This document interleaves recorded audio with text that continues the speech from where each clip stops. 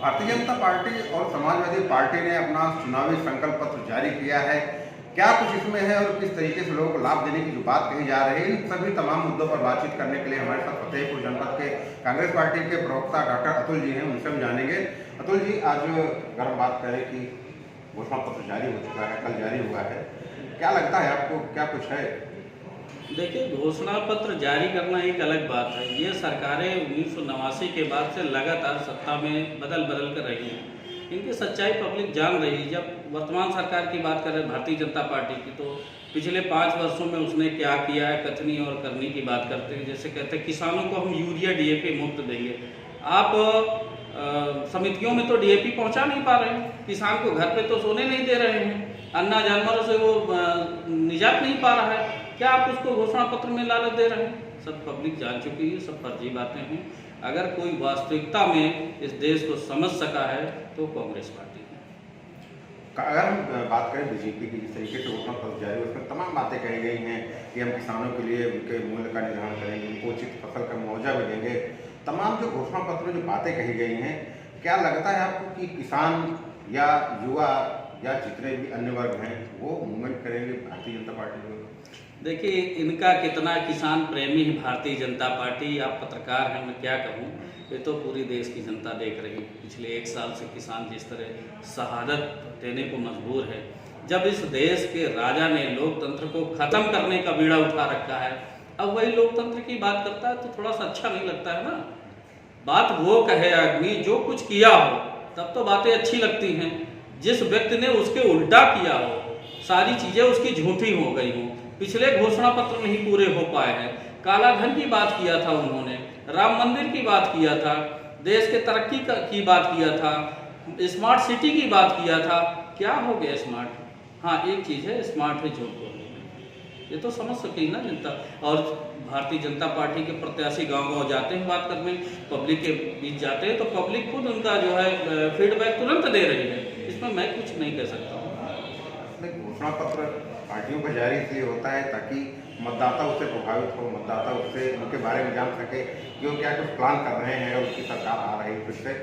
तो क्या लगता है ये जो चीज़ें जो हुआ करती हैं, ये घोषणा पत्र जारी करना, ये सब चीज़ें बताना, तो इनका मतदाताओं से कोई सरोकार होता नहीं है क्या, राजनीति की अगर हम बात करें?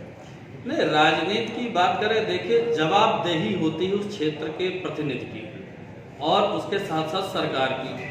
लेकिन जब पिछले 5 वर्ष में जो वर्तमान पार्टी की सरकार है भारतीय जनता पार्टी की, उसकी कथनी और करनी को इस देश की जनता, इस उत्तर प्रदेश की जनता भली प्रकार समझ चुकी है। कितना किसान सुरक्षित है, बेटी बचाओ बेटी पढ़ाओ का नारा देते हैं, कितना बेटी सुरक्षित है, सारी चीज़ जनता देख चुकी है। अब आपको घोषणा पत्र की कौन सी जरूरत पड़ती है? देखिए, घोषणा पत्र वहाँ मायने रखता है जहाँ पर कि आप कुछ काम कर रहे हैं लेकिन उसमें कुछ त्रुटियाँ हो गई हैं। उन त्रुटियों को सुधारने के लिए घोषणा पत्र जारी होता है।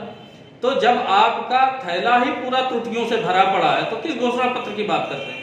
आप चलते चलते सड़क में गिर जाएं तब तो आप समझे कि हमने इसको देखा नहीं, दोबारा हम इसको सही से चलेंगे इधर। जब ऑलरेडी आप गिरे पड़े हैं और देश की जनता को खड़े होने का मौका नहीं दे रहे, छात्रों के साथ बर्बरता पूर्वक व्यवहार किया जा रहा है, उनको आतंकवादी घोषित किया जाए, छात्र अपनी बेरोजगारी की मांग नहीं कर सकता है खुलेआम, किसान अपने हक की बात नहीं कर सकता है, नौजवान अपने हक की बात नहीं कर सकता, महिला इस देश में सुरक्षित नहीं है, वो अपने हक की बात नहीं कर सकते। किस बात का घोषणा पत्र देना? पैसे नहीं, पहले तो ये लॉ एंड ऑर्डर कायम कर लेना भारतीय जनता पार्टी, उसके बाद घोषणा पत्र की बात करें। और जो भी घोषणा पत्र है, जैसे इन्होंने कहा कि एलपीजी पहले 374 रुपए में थी, कांग्रेस के समय में इन्होंने कहा था हम और सस्ती कर देंगे, उसका जीता जाता उदाहरण, वो कहने की कोई बात नहीं है।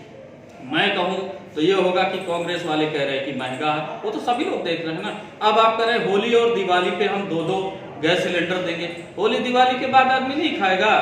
जब जीवन रहेगा व्यक्ति का ना, जब आदमी कमाएगा, जब जीवन रहेगा तब वो होली दीपावली मनाएगा ना।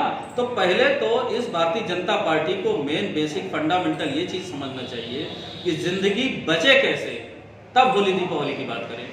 समाजवादी पार्टी ने भी संकल्प पत्र जारी किया है और उनका कहना है कि हम बिजली फ्री देंगे, लैपटॉप बांटेंगे। तो ऐसी तमाम बातें कही हैं जो उन्होंने अपने घोषणा पत्र में रखी है। क्या लगता है कि समाजवादी पार्टी फिर से कुछ इस घोषणा पत्र के जरिए कोई करिश्मा कर सकती है? नहीं, समाजवादी पार्टी देखिए अभी तमाम सी बहुत सी समस्याएं हैं। इस पूरे भारतीय जनता पार्टी के 5 साल के शासनकाल में जिस तरह हर वर्ग हर समाज का व्यक्ति पीड़ित था और कानून उसकी पहुंच से कोसों दूर था, उसको न्याय नहीं मिल रहा था, तब भारतीय जनता पार्टी की सरकार के खिलाफ कितना समाजवादी पार्टी बोली है ये पूरी जनता जानती है। देखिए अब जनता के अंदर वो चीज़ नहीं रह गया है कि केवल लिफाफा बंद लिफाफा दिखा दिया आपने तो वो समझ जाए कि नहीं ये पार्टी बहुत अच्छा करने वाली है। अभी उनके नेता रहे, आजम साहब रहे, उन पर मैं ज़्यादा बोल नहीं बोलूँगा, लेकिन कम से कम अपने आप लीडर के लिए तो स्ट्रगल करिए, न स्ट्रगल करिए लीडर के लिए, लेकिन जो समस्याओं से जूझ रहा है आज आम जनमानस जिस प्रकार जूझ रहा है, प्रवासी मजदूर हो, चाहे वो दैनिक मजदूर हो, चाहे प्राइवेट शिक्षण संस्थाओं का जो कर्मचारी हो, हर व्यक्ति हर स्तर से हर समस्या से जूझ रहा है, उसको जीने और खाने के लाले पड़े हैं। तब आप अगर विपक्ष में तो विपक्ष में खड़ा होकर रोल तो अदा करिए अपना, तब तो घोषणा पत्र की बात करिए। अब जब चुनाव आ गया तब आपको घोषणा पत्र याद आए, तब आपको प्रदेश की जनता याद आ रही है। तो ये तो सब चीज़ समझ रही ना कि क्या लैपटॉप ले लेने से, स्मार्टफोन ले लेने से बिना रोजगार मिले लोगों को क्या करेगा स्मार्टफोन का, क्या करेगा लैपटॉप का, क्या करेगा टैबलेट का। पहले आप उसके जीवन शैली पे जो प्रश्न चिन्ह है, जो समाज में जो लोगों की मूलभूत आवश्यकताएं हैं, रोटी कपड़ा और मकान, ये चीज़ नहीं पूरी होगी तो स्मार्टफोन लैपटॉप या अन्य चीज़ों के घोषणा पत्र मेरे समझ से तो सब ठोक लेंगे। समाजवादी पार्टी ने एक और भी बड़ी चीज़ कही, उन्होंने घोषणा पत्र में रखा है कि हम पुरानी पेंशन बहाली जो लगातार मांग चलती रही है तमाम संगठनों के द्वारा, उन्होंने कहा कि हम अगर आते हैं तो हम पेंशन जरूर लागू करेंगे। तो क्या लगता है कि पेंशन का लागू करने से जो एक बड़ा वर्ग है वो जो है समाजवादी पार्टी की ओर जा सकता है, या केवल जिस तरीके से चीज़ें चलती रही पहले भी कि घोषणाएं होती रही, घोषणा पत्र जारी होते रहे, लेकिन मतदाता कहीं और जाता है। क्या लगता है कुछ इन दोनों में वैसा हो सकता है? नहीं, कितने फीसदी कर्मचारी हैं इस उत्तर प्रदेश में जो पेंशन से लाभान्वित होंगे? आगे के रोजगार के अवसर तो सारे बंद पड़े हैं ना, उस पर भी बात करिए ना, आप रोजगार के अवसरों की बात करिए ना।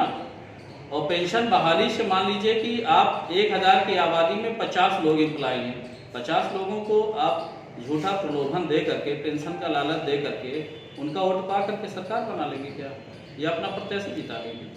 अब रोजगार के अवसर तो डेवलप करिए, चाहे प्राइवेट सेक्टर हो चाहे गवर्नमेंट सेक्टर हो। जब तक आदमी को रोजगार नहीं मिलेगा तो पेंशन के सहारे कितने लोग जीवित रह पाएंगे? और ये एक देखिए एक खोखला घोषणा पत्र है समाजवादी पार्टी का, उसने देख लिया है कि किस तरीके से जनता को हम बरगला सकते हैं। जैसे वर्तमान सरकार जो चलती थी भारतीय जनता पार्टी की, उसने लोगों को बड़े बड़े वादे दिला करके, बड़े बड़े विश्वास दिला करके, हवाई जहाज पे बैठा दूंगा हवाई चप्पल पहनने वाले को, इस देश में अर्थव्यवस्था बदल दूंगा, स्मार्ट हो जाएगा।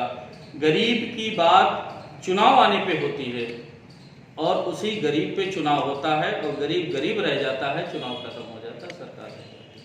अब बिल्कुल चुनावी समय, बिल्कुल कल से मतदान शुरू हो जाएगा 10 तारीख के कल से, तो अब बिल्कुल चुनाव से एक दिन पहले, ठीक एक दिन पहले घोषणा पत्र जारी होता है। क्या लगता है कि मतदाता जो बिल्कुल मूड बना चुका है कि हम कहाँ मतदान करेंगे, तो ऐसे में क्या मतदाताओं को लगता है कि इस घोषणा पत्र से प्रभावित होंगे, या पार्टियों को ऐसा लगता है कि अगर हम इस समय बिल्कुल ये सही समय है, हम सभी पार्टियों की बात करते हैं, चाहे कांग्रेस हो चाहे भारतीय जनता पार्टी, सपा पत्र जो भी हो, पत्र जारी नहीं करती, क्या लगता है कुछ ऐसा है कि ऐसे हुआ करता है, या इन घोषणा पत्र का कोई मतलब नहीं होता है? क्योंकि एक जो भी मतदाता होता है लंबे समय से हर पार्टी को देख रहा होता है, तो ऐसे में कितना कुछ प्रभावित करते हैं चुनावी घोषणा पत्र? देखिए, चुनावी घोषणा पत्र में तो ये जो पार्टी का मुखिया है उस पर डिपेंड करता है ना कि उसकी दूरदर्शिता कहाँ है, दूरदर्शिता पे उसको फोकस करना चाहिए ना। अब चुनाव के 2 दिन रह गए हैं, मतदान के आज 9 तारीख है मेरे हिसाब से, कल 10 तारीख से प्रथम चरण का मतदान शुरू हो जाएगा। आज आप घोषणा पत्र जारी कर रहे हैं, कितने लोग समझ पाएंगे? ये तो पार्टी के मुखिया की दूरदर्शिता को शो करता है ना कि पार्टी के मुखिया कितना इस प्रदेश की जनता के लिए कितना भाविक है, कितना दूरदर्शी विचारधारा रखते हैं और कितने लोगों तक बात पहुंचा पाएंगे। ये तो आने वाला समय बता चुकेगा ना। जिनके दिमाग में था, जो मतदाता के दिमाग में था, वो पूर्ण रूप से फीड हो चुका है कि हमें किसने कहाँ दिया था और अब हमें क्या मिलने वाला है। तो ये थे बातचीत करने के लिए हमारे साथ डॉक्टर अतुल जी, प्रवक्ता है कांग्रेस के। उनका साफ कहना है कि इस तरीके से जो घोषणा पत्र जारी होते हैं उनका कोई महत्व नहीं होता है, क्योंकि मतदाता जो होता है वो लगातार हर चीज़ की मॉनिटरिंग कर रहा होता है, देख रहा होता है और अपना कहीं ना कहीं मूड भी बना चुका होता है कि हमें किस पार्टी के साथ जाना है। अब देखने वाली बात होगी कि कल से जिस तरीके से मतदान शुरू होगा और ये लगातार चलेगा और 10 मार्च को घोषणा पत्र के साथ जो तमाम पार्टियों ने जो दावे वादे किए थे उनका जब परिणाम आएगा तो वो किसके पक्ष में जाता है और कौन सरकार बनाता है, ये अपने आप एक बड़ा सवाल है। फतेहपुर से डेली इंसाइडर के लिए आशीष सिंह। यूपी और देश दुनिया की तमाम ताजा तरीन खबरों के लिए आज ही गूगल प्ले स्टोर से इंस्टॉल करें हमारा तेजी से उभरता न्यूज ऐप डेली इंसाइडर।